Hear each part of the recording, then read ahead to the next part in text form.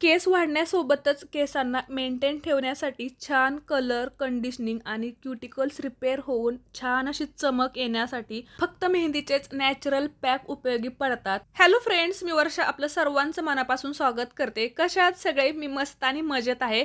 आजच्या व्हिडिओमध्ये आपण 3 वेगवेगळे हेअर मास्क बघतोय आणि ते मेहंदीच्या पानांचे आहेत. त्याच्यासोबत साहित्य कोणतं वापरलेलं आहे, कलर येण्यासाठी कोणतं वापरायचं साहित्य, किंवा कंडिशनिंगसाठी किंवा किंवा केस वाढण्यासाठी कोणतं, किंवा रेग्युलर तुम्हाला यूज करायचं असेल ना तर नेमकं काय करायचं, सगळ्या गोष्टी डिटेल मी सांगणार आहे. व्हिडिओ शेवटपर्यंत बघायचा आहे.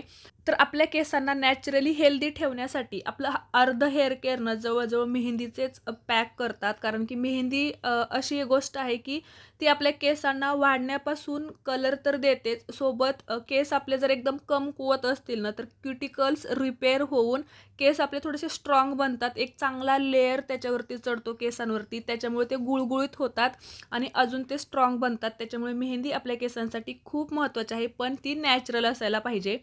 तर इकडे बघा, मी गावाकडे ज्यावेळेस गेलेली होती ना तर तिकडचा एक व्हिडिओ शिल्लक आहे आणि तो एडिट करायचा राहून गेलेला होता. तर मेहंदीच्या पानाचा हेअर मास्क बनवतोय आपण. तर इकडे नॅचरल मेहंदी, तर असं असतं हे मेहंदीचं झाड किंवा फांदी, आणि त्याची पानं बघा, फ्रेश पानं बघताना किती छान वाटतंय ना. आणि त्या सगळ्या नॅचरल वस्तू बघितल्यानंतरच असं वाटतं की एक पॉझिटिव्ह वाईब येते की आता हे किती छान आहे ना आपल्या केसांसाठी.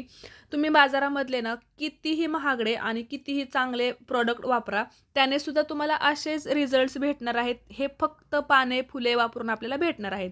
आता मेहंदीची पानं घेतलेली आहेत, त्याच्यासोबतच जास्वंदीची फुलं, जास्वंदीची पानं, कढीपत्ता.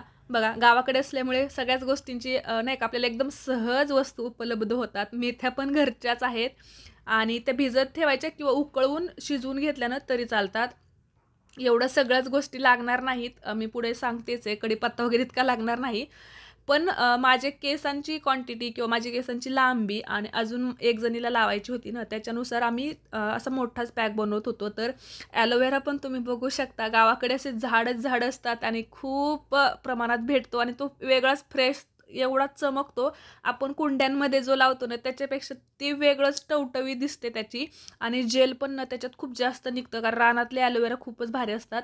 तर इकडे बघा, मी पूर्ण तयारी करून घेतलेली आहे. मला जेवढा कढीपत्ता पाहिजे होता तेवढा, आणि त्याच्यानंतर ॲलोवेराचं पण जास्त गर काढलेलं आहे. म्हटलं चला, ॲलोवेरानं आपल्या केसांना खूप हेल्दी आहे, स्कॅल्पपासून पूर्ण केसांसाठी.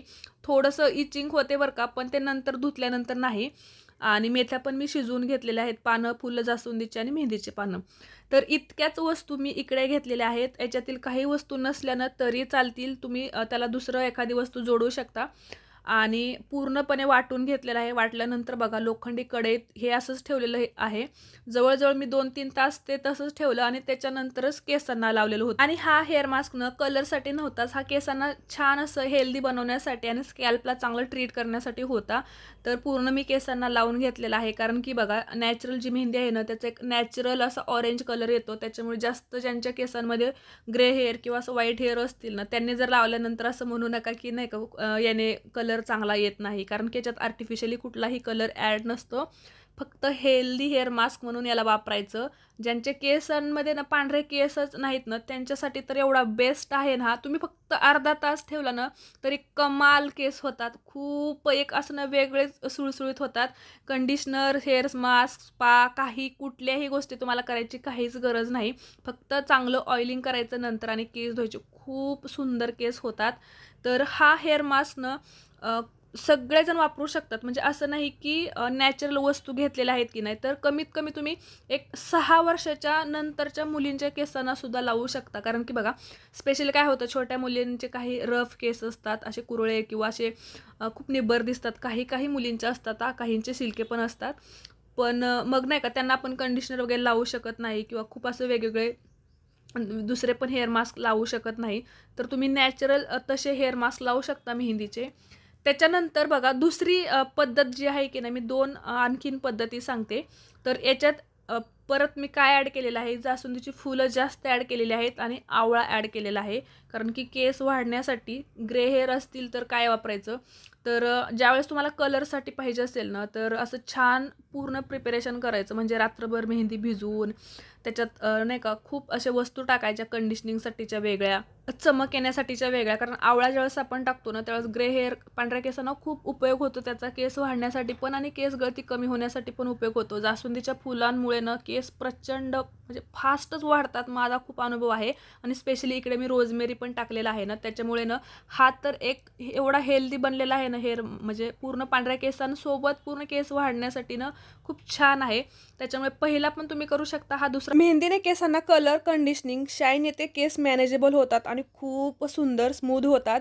पण त्याच्यासाठी बघा मेहंदी तुम्ही कोणती वापरता हे खूप महत्त्वाचं आहे. कारण की केमिकलयुक्त जर मेहंदी वापरली ना तर सुरुवातीला तुम्हाला चांगले रिझल्ट्स भेटतील, पण नंतर केस खूप खराब होतात. त्याच्यासाठी तुम्हाला कोणतीही नॅचरल मेहंदी घ्यायची आहे. आणि मेहंदीची ओली पानेच, याच्यापेक्षा नॅचरल अजून काय असू शकतं. आणि त्याच्यासोबतच आपण बघा कोणतंही पावडर वापरलेलं नाही. इकडे ॲलोवेरा फ्रेश, जास्वंदीची फुलं फ्रेश आणि मेथीदाणे सुद्धा भिजलेले वापरतोय. या 3 वस्तूंचं कॉम्बिनेशन मेहंदीला अजून हेल्दी बनवतं. केस वाढायला तर मदत होतेच, खूप केस आपले स्ट्रॉंग पण होतात आणि खूप हेल्दी होतात. स्कॅल्प आपलं क्लीन आणि हेल्दी होतं, खूप महत्त्वाचं आहे. त्याच्यासाठीच बघा तीनही त्या वस्तू वाटून घ्यायच्या आहेत. अगोदर चांगलं फाईन पेस्ट करा, त्याच्यानंतर मेहंदीची जेवढी पानं आहेत की नाही ते सुद्धा वाटायचं आहे. चांगलं मिक्स करा. याच्यात कोणतंही तुम्ही तेल टाकलं तरी चालेल, कोणताही आर्टिफिशियल याच्यात कलर ॲड नाही. त्याच्यामुळे नॅचरल हर्बल हेना मास्क आहे. 2 तास ठेवा आणि त्याच्यानंतर केस धुवा. खूप, तर या तीनही प्रकारांपैकी तुमच्याकडे जे साहित्य असेल ना त्याच्यानुसार तुम्ही मेहंदी तुमची प्रिपेअर करा. मेहंदीचं आणि चांगलं हेअर केअर करायचं असेल ना तर मेहंदीचं एक झाड लावाच मी तर म्हणेल. खूप फायद्याचं आहे, सगळ्यांसाठी वापर होतो याचा. आणि ती तुम्ही स्टोअर पण करू शकता नंतर सुकल्यानंतर. तर या व्हिडिओंपैकी तुम्हाला कोणता व्हिडिओ आवडला ते सुद्धा नक्की कमेंट करून सांगा. लाईक करायचं आहे, शेअर करायचं आहे. धन्यवाद.